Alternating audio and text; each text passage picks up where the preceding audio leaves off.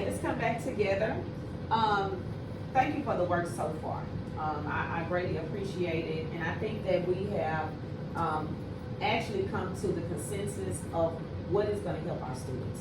And we do notice that keywords is kind of at the foundation of everything, their comprehension. If they can't, identify these keywords, then how can we address the comprehension? How are we going to get to step 2, right? So this is part 3 of the informal observation reflection video number 1. I do have a couple of questions. I just want to reflect on the process, okay?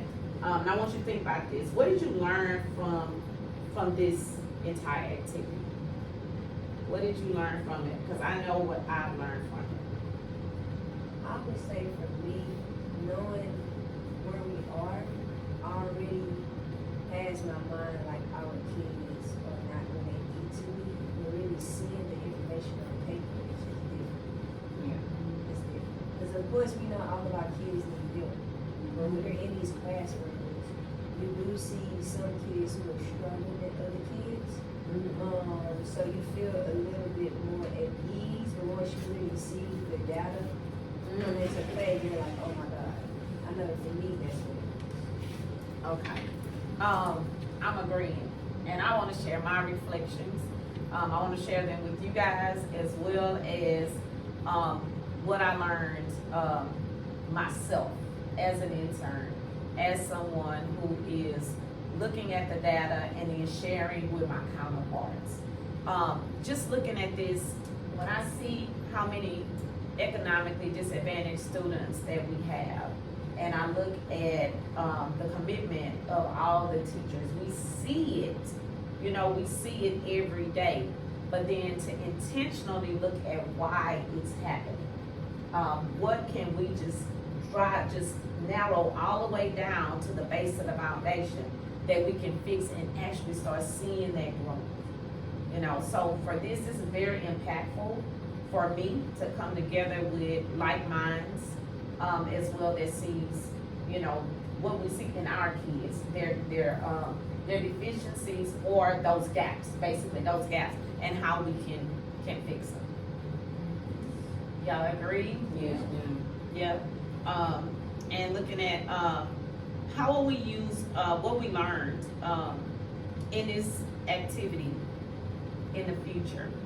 How will we use this?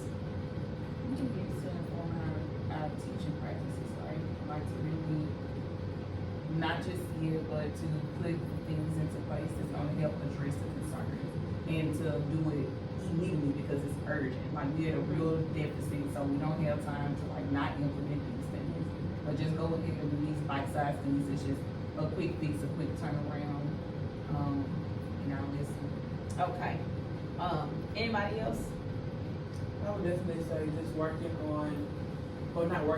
ensuring that I'm having my kids annotate for their keywords more, especially when it gets down to, I know I teach science, but the way that those vocabulary words come out of there, making sure that they are annotated for their keywords, make sure they're annotated for the vocabulary, so they know what to look for when they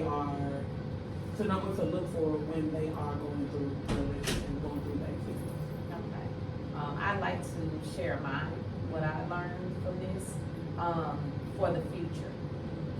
For me, not only diving deep into the data, but also collaboration with peers, and knowing how impactful that is, and actually doing more focus groups so that we can address more gaps with our students. And I do have one final. It would be, how would you bring your learning from this observation activity to the next level? So what could you do? What could I do? I know I'm the intern, and looking at this, bringing this to the next level would be just what I said. Taking what we learned here and actually making sure that this learning impacts more than just 8th grade. That if we see the turnaround, that we can also spread this out to 7th, and sixth grade, so that when they get to eighth grade, that we don't have as many gaps, or even beyond this, right? Because it doesn't stop here. I agree. I would say, just the same thing that they tell us across us all the time, like modeling the expectation. Modeling the Because expectation. as soon as we, and then again, like just like our students are the leaders of the school, we technically are the leaders of the school because we have the oldest kids. So it's kind of like just setting the example for what being more intentional looks like, Mhm. cause everybody else to get on board with. If we not actually taking it serious and we just talking out of our mouth, we can't expect them to do anything different. Correct. I agree. Being invested in them, being invested in the learning, being invested in closing the gaps, and making sure that our students are progressing academically, not only academically, but socially and emotionally, especially with the demographics that we have. So I'll close out at this time. Thank you guys, and we will see you at the next collaboration for our next observation. Okay? Yes, ma'am. Thank you guys so Thank you. much.